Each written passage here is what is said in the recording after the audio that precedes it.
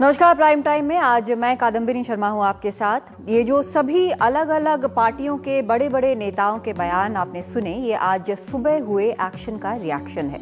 CBI ने आज सुबह दिल्ली एनसीआर के कुल 14 ठिकानों पर छापे मारने शुरू किए। एक ठिकाना दिल्ली सचिवालय के तीसरे माले पर भी था। ये वो छापे हैं जो सीबीआई के मुताबिक डाले तो गए दिल्ली के मुख्यमंत्री अरविंद केजरीवाल के प्रिंसिपल सेक्रेटरी राजेंद्र कुमार के दफ्तर पर, जो कि दिल्ली के सचिवालय में है। लेकिन सुबह सुबह केजरीवाल ने ट्वीट कर आरोप लगाया कि उनके दफ्तर पर छापे मारे गए हैं, उनका दफ्तर सील किया गया है और ये राजनीतिक बदले की कार्रवाई है। प्रधानमंत्री नरेंद्र मोदी पर सीधा हमला करते हुए केजरीवाल ने यह भी कहा कि क्योंकि राजनीतिक तौर पर वो आप सरकार से निपट नहीं पाए तो ये कायराना हरकत की है। छापों की खबर फैलते ही राजनीतिक घमासान भी शुरू हो गया। संसद में ये मामला तृणमूल कांग्रेस ने उठाया।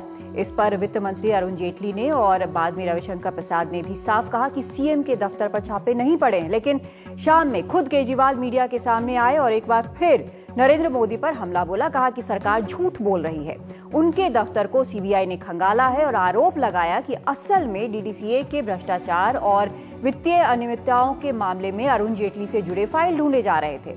अब से कुछ देर पहले सीबीआई राजेंद्र कुमार को जिन अफसर के दफ्तर पर छापे पड़े हैं उनको पूछताछ के लिए अपने हेडक्वार्टर्स ले गई है और इस पूरे घटनाक्रम के मायने और असर पर हम चर्चा करेंगे अपने खास मेहमानों से। लेकिन उसके पहले आपको सुनवाते हैं कुछ अहम बयान, जिससे और साफ हो जाता है कि स्थिति आज की तारीख में क्या बनी हुई है।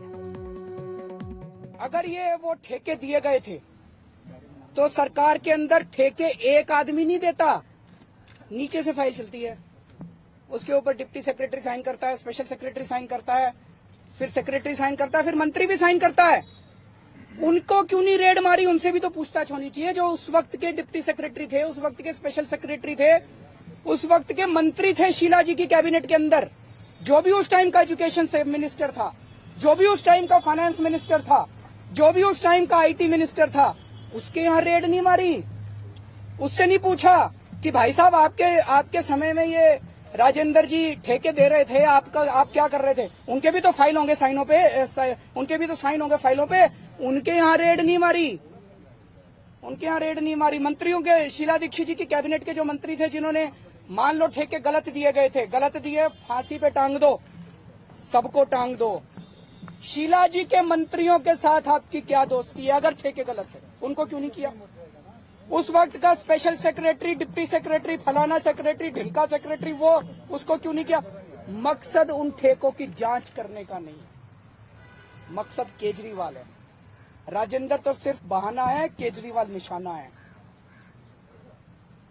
तो आज वो क्या कर रहे थे? सुबह से सीबीआई आके मेरे दफ्तर के अंदर सारी फाइलें जांच कर रही है, सारी फाइलें, पिछले 10-15 दिन की फाइलें आई हुई हैं जिनको मुझे साइन करना है, वो सारी एक एक फाइल खोल के देख रही है। क्यों देख रही है? सीबीआई आज मेरे दफ्तर में क्यों आई है? कौन सी फाइल ढूंढ रही है? ये मेरे को बताना जरूरी हो गया है। कौन सी फाइल ढूंढने के लिए आए हैं सीबीआई वाले? ये फाइल है डीडीसीए की फाइल, जिसके अंदर अरुण जेटली फंस रहे हैं। अरुण जेटली पिछले कई सालों से प्रेसिडेंट है डीडीसीए के, और डीडीसीए के अंदर जितना भ्रष्टाचार हुआ है अरुण जेटली के रहते हुए, उसकी मैंने जांच कमेटी बिठाई थी, उसकी रिपोर्ट आ गई है और उसके ऊपर अब कमीशन ऑफ इंक्वायरी बैठने वाला था, जिसकी फाइल मेरे दफ्तर के अंदर। उनको अरुण जेटली जी की फाइल ढूंढने के लिए आए थे ये। इनको कोई लेना देना नहीं है अरे राजेंद्र ने क्या ठेके दिए थे। अरे राजेंद्र ने ठेके दिए थे अगर 2007 में, तो 2015 तक क्या कर रहे थे मोदी जी? आपकी सरकार आए हुए तो बहुत दिन हो गए। अब 2015 तक आपने, मैं आपको बता दूं मोदी जी, आपने दूसरों को तो डरा दिया सीबीआई से। केजरीवाल नहीं डरने वाला। आपको पता नहीं है मैं किस मिट्टी का बनाऊं। केजरीवाल नहीं डरने वाला। आखिरी सांस तक मैं मर मिटूंगा, देश के लिए लड़ता रहूंगा। लेकिन और मैं मोदी जी के इन सीबीआई और टुटपंजियों से और इन गीदड़ भभकियों से नहीं डरने वाला। मैं ये उनको साफ साफ कह देना चाहता हूं। जहां तक कहना शब्दों का चयन ठीक से नहीं किया, अरे तुम्हारे तो कर्म फूटे हैं, मेरे तो शब्द खराब होंगे। मैं तो गांव का सिवानी में पैदा हुआ था, हिसार के पास एक गांव है मेरा। हो सकता है मेरे शब्द खराब है, तुम्हारे तो कर्म खराब हैं। तुम अपने कुकर्मों की माफी मांगो देश से, मैं अपने शब्दों की माफी मांगूंगा देश से। His morning statement appeared to be prima facie incorrect, but the evening one seems to be absolute rubbish, and I don't think I need to respond to rubbish. CBI के सामने ये मामला कुछ महीने पहले आया, उन्होंने इसको वेरीफाई किया, वेरीफाई करने के बाद एफआईआर किया है। सीबीआई ने 14 जगह रेड की है। CBI has raided at 14 places, जो अभी चल रही है, इसलिए इन्वेस्टिगेशन पर मैं कुछ नहीं बोल पाऊंगा और बोलूंगा भी नहीं। उनसे भी बातचीत हो रही है। इन 14 जगहों में सिर्फ 2 जगह, एक राजेंद्र कुमार गुप्ता जी का घर है और एक जो उनका दफ्तर सीएम सेक्रेटेरिएट में है। सीबीआई ने ऑलरेडी क्लैरिफाई किया है, मैं उसको रिपीट कर रहा हूं कि सीएम के दफ्तर पर न रेड पड़ी न उनके दफ्तर को छुआ गया। जो उनके सेक्रेटरी का दफ्तर है और उसके पीएस का, वहां पर सीबीआई ने रेड किया है। हमें यह भी जानकारी मिली है कि सीबीआई ने यह सर्च वारंट करके रेड किया है। The CBI has done after proper search warrant issued by the competent court.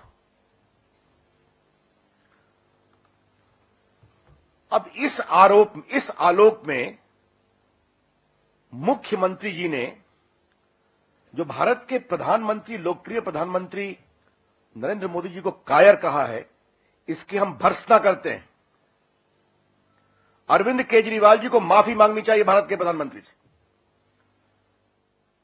The use of the expression coward for our popular Prime Minister Shri Narendra Modi by Mr. Arvind Kejriwal is totally uncalled for, unwarranted, shameful and condemnable. तो ये अलग अलग बयान जो हैं, जो आपने अभी देखे, विस्तृत बयान हैं, इससे साफ हो गया है कि आज स्थिति क्या बनी हुई है इस सीबीआई रेड के बाद। इस पर खास चर्चा करने के लिए हमारे साथ मेहमान हैं। हमारे साथ आशुतोष जुड़ रहे हैं, प्रवक्ता हैं आम आदमी पार्टी के, सुधांशु त्रिवेदी हैं, प्रवक्ता हैं बीजेपी के, जोगिंदर सिंह हैं जो पूर्व सीबीआई डायरेक्टर हैं, और यहाँ दिल्ली स्टूडियो में हमारे साथ वरिष्ठ पत्रकार हैं, फाउंडिंग एडिटर हैं द वायर के सिद्धार्थ वरदराजन। सबसे पहले आशुतोष, आपसे जानना चाहूंगी कि अगर प्रिंसिपल सेक्रेटरी के दफ्तर पर सीबीआई का छापा पड़ता है तो बिना किसी रिजल्ट का इंतजार किए हुए आखिर किस आधार पर आप कह रहे हैं कि ये बदले की कार्रवाई है? अगर सीबीआई ये समझ रही है कि कहीं ना कहीं भ्रष्टाचार हुआ है तो छापे मारने में बुराई क्या है? नहीं, अगर कहीं ना कहीं भ्रष्टाचार हुआ है तो आप छापे मारिए। ये सीबीआई का विशेषाधिकार है। सीबीआई जहां चाहे वहां छापे मार सकती है, लेकिन सीबीआई प्रिंसिपल सेक्रेटरी के दफ्तर में छापे मारी, वो अरविंद केजरीवाल मुख्यमंत्री के दफ्तर में छापे नहीं मार सकती। इसका अधिकार उसको ना तो हिंदुस्तान का संविधान देता है और ना ही हिंदुस्तान का कानून देता है। आज हकीकत यह है कि जिस तरीके से दूसरे देशों के अंदर तख्ता पलट की कार्रवाई होती है, उस तरीके की कार्रवाई की गई है। आपने सीएम के दफ्तर को चारों तरफ से घेर लिया, आपने हमारे मीडिया एडवाइजर को अंदर जाने नहीं दिया, आप वहां किसी के थर्ड फ्लोर पे किसी की एंट्री नहीं थी, आपने मुख्यमंत्री के कार्यालय में मौजूद जितनी फाइलें थी उन फाइलों को खंगालने का काम किया। वो कौन सी फाइल थी जिसको खोज रहे थे? मैं आपसे सवाल पूछना चाहता हूं। सवाल मैं यहाँ पर एक चीज जानना चाहती हूँ, एक छोटी सी चीज यहाँ पर जानना चाहती हूँ कि बार बार अरुण जेटली जैसे उन्होंने कहा कि संसद में कहा कि सीएम के ऑफिस में छापा नहीं मारा गया है, प्रिंसिपल सेक्रेटरी के दफ्तर में मारा गया है। क्या आप सिर्फ इस आधार पर कह रहे हैं कि पूरा थर्ड फ्लोर जो है वो सील किया गया था, या इस बात का आपके पास जानकारी है कि सीएम के दफ्तर में घुसकर उनकी फाइलें खंगाली गई थी? मैडम, इसीलिए तो मैं आपको बोल रहा हूं कि थर्ड फ्लोर के अंदर मुख्यमंत्री का कार्यालय है और मुख्यमंत्री के कार्यालय के अंदर सीबीआई के दफ्तर मुख्यमंत्री के कार्यालय में बैठ के क्या कर रहे थे? कौन सी फाइल खोज रहे थे? यही तो मैं जानना चाहता हूं। भाई, अगर कहीं कोई भ्रष्टाचार की जानकारी मिली है तो सबसे पहले आपको जो सीबीआई की अपनी गाइडलाइन उसके मुताबिक उनके सीनियर आदमी को जानकारी देनी चाहिए थी। आपको दिल्ली के मुख्यमंत्री को जानकारी देने में क्या तकलीफ थी? क्या आपको लगता था कि मुख्यमंत्री जी कोई कार्रवाई नहीं करेंगे? अगर मुख्यमंत्री जी जरा भी कोऑपरेट नहीं करते, अगर किसी तरीके से इन्वेस्टिगेशन में अड़ंगा लगाते, तब आप कोई बात करते। यहां तो एक ऐसा मुख्यमंत्री है जिसके पास कोई जानकारी मिली तो उन्होंने अपने कैबिनेट मिनिस्टर को सैक करने का काम किया। उन्होंने अभी पिछले दिनों एक सेक्रेटरी थे जिनके खिलाफ आरोप लगा कि उन्होंने कुछ भ्रष्टाचार का काम किया है। दिल्ली के मुख्यमंत्री कार्यालय ने सीबीआई को इस बारे में जानकारी दी कि वहां भ्रष्टाचार हो रहा, आप उनके खिलाफ कार्रवाई करिए, उनकी गिरफ्तारी हुई है। ऐसा मुख्यमंत्री जो भ्रष्टाचार के खिलाफ लड़ाई लड़ रहा है, अचानक आप उनके दफ्तर पहुंच के उनके रेड डालते हैं, वहां फाइल खोजते हो। दूसरी बात मैं कहना चाहता हूं कि आज जिस तरीके से अरुण जेटली जी ने कहा, उन्होंने कहा कि भाई ये तो अरविंद केजरीवाल के शासन के पहले का मामला है। अगर उनके शासन का पहले का मामला है तो पहले कार्रवाई क्यों नहीं होगी? दूसरी बात मैं कहना चाहता हूं कि भाई उनके ऊपर आरोप ये लगे राजेंद्र कुमार जी पे कि वो वैट की कुछ फाइलें थी, एजुकेशन डिपार्टमेंट से कोई रिलेटेड मसला था, तो एजुकेशन डिपार्टमेंट में रेड क्यों नहीं डाली गई? वैट के डिपार्टमेंट में रेड क्यों नहीं डाली गई? आईटी के डिपार्टमेंट रेड क्यों नहीं डाली गई? क्योंकि ये सारी फाइलें जो वो खोज रहे थे, वो फाइलें तो वैट के डिपार्टमेंट में होनी चाहिए। चलिए, आप जो बोल रहे हैं उसका ये मतलब हम मानकर चले, ये मतलब हम मानकर चले आशुतोष कि आपके पास इस बात की पूरी जानकारी है। हालांकि सीबीआई ने इस बात को मना किया है, साफ तौर पर खंडन किया। उनका कहना है कि सिर्फ प्रिंसिपल, एक मिनट आशुतोष, सिर्फ प्रिंसिपल सेक्रेटरी के दफ्तर पर छापा मारा है, अरविंद केजरीवाल के दफ्तर पर नहीं मारा है। यही बात बीजेपी के नेता भी बोल रहे हैं। लेकिन जो आप बता रहे हैं उसके मुताबिक आपने कहा है कि आपको पुख्ता जानकारी है कि अरविंद केजरीवाल के दफ्तर में फाइलें खंगाली गई हैं। सुधांशु, आपसे जानना चाहती हूं, जब इस तरह की बात यहां पर सीधे सीधे पूरी जिम्मेदारी के साथ आशुतोष अपनी पार्टी की तरफ से, अपनी सरकार की तरफ से कह रहे हैं, तो क्यों ना ये माना जाए कि सीबीआई का अब तक का जो रिकॉर्ड है, जो छवि बनी हुई है कि सीबीआई सरकार के इशारे पर काम करती है, तो फिर उनका जो आरोप है कि बदले की कार्रवाई की गई है, आखिर वो क्यों ना माना जाए? देखिए, सीबीआई की तरफ से और केंद्र सरकार की तरफ से स्पष्ट किया जा चुका है कि श्री अरविंद केजरीवाल जी के दफ्तर के ऊपर कोई कार्रवाई नहीं की गई।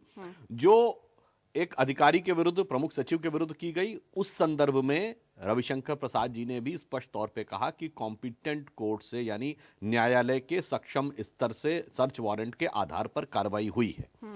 फिर भी यदि आम आदमी पार्टी को ऐसा लगता है तो वो जो भी उसके लिए कानूनी और वैधानिक प्रक्रिया है वो साक्ष्यों के साथ रखें और वह कार्रवाई कर सकते हैं। मैं तो ये देखना चाहता हूं कि कहां गया वो तेवर केजरीवाल जी का, जो कहते थे कि आरोप लगे तो तुरंत कार्रवाई होनी चाहिए, किसी से अनुमति लेने की जरूरत नहीं है, सीधे आए, तुरंत इस्तीफा देना चाहिए।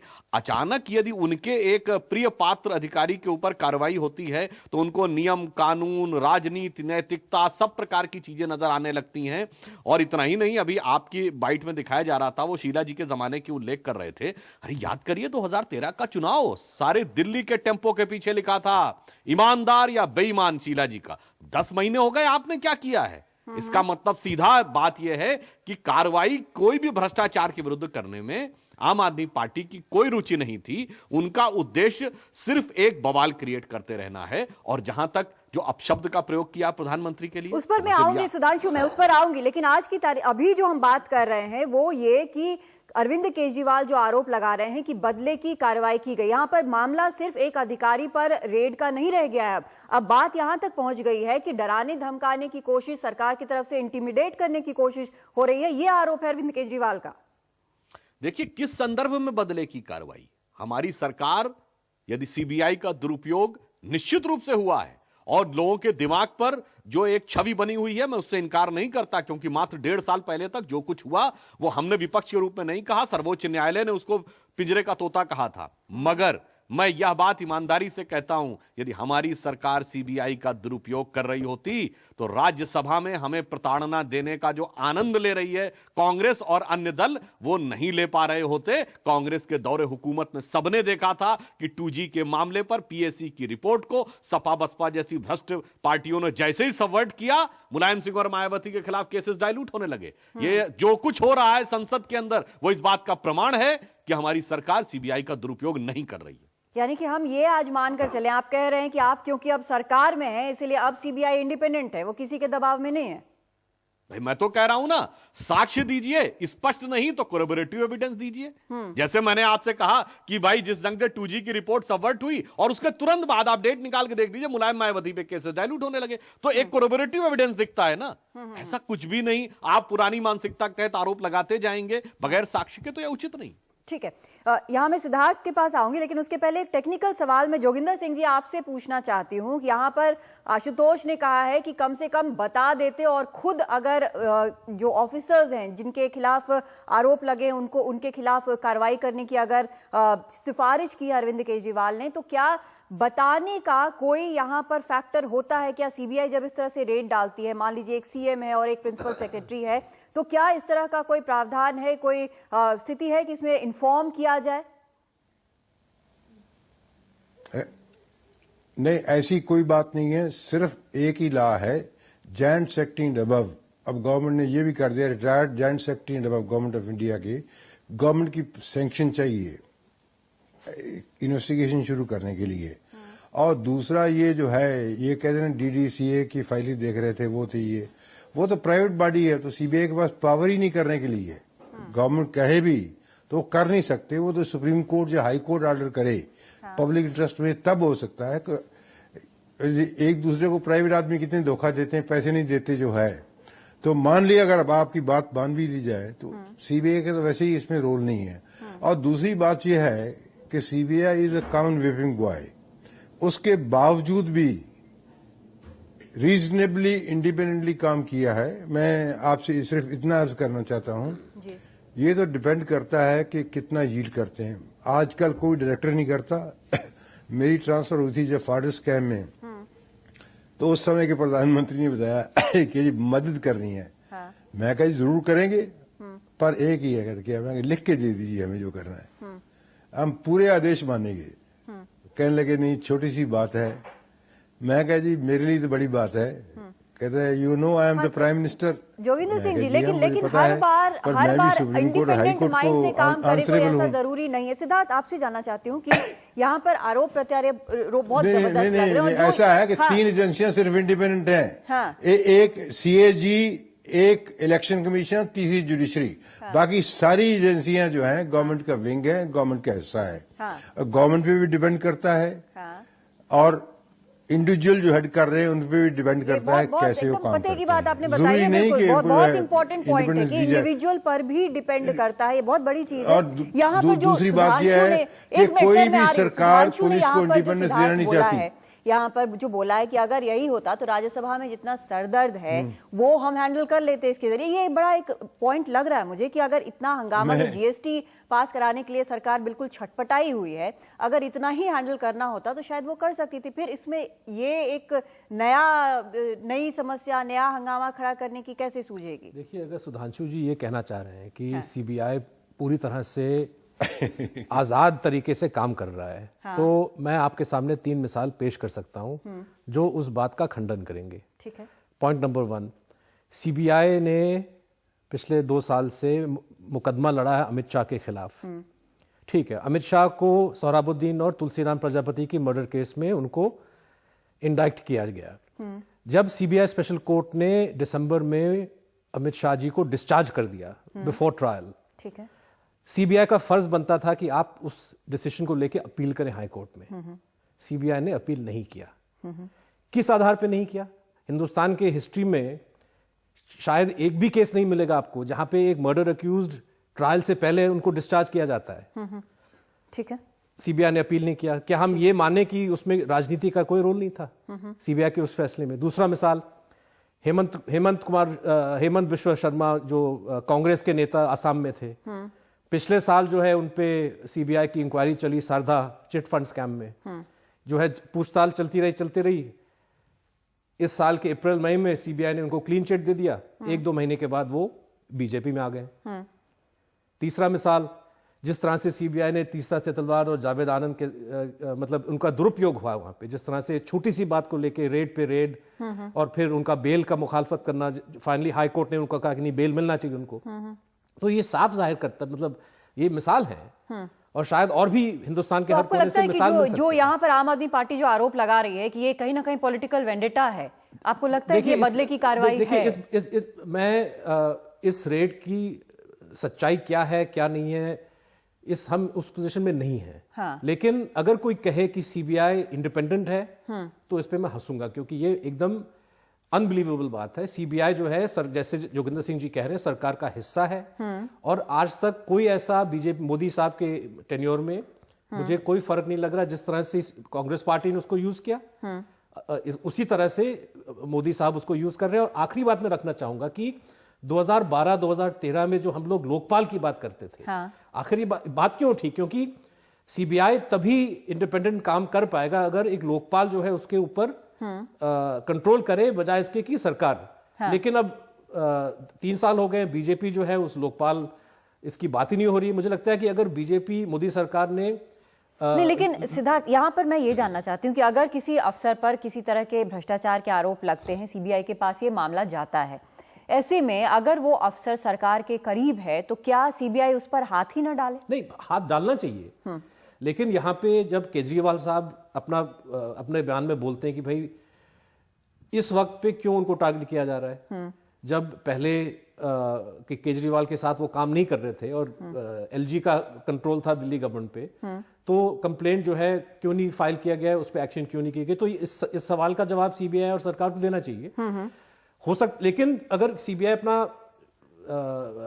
इन्वेस्टिगेशन करना चाहते तो वो करे, ठीक है। लेकिन जो आशुतोष जी कह रहे हैं कि सीबीआई सीएम के कमरे में अगर वहां पे छापा पड़ा, अगर वहां पे फाइल्स को सर्च किया गया है, तो ये भी एक अपने आप में बहुत अजीब मैं समझता हूँ सिचुएशन है।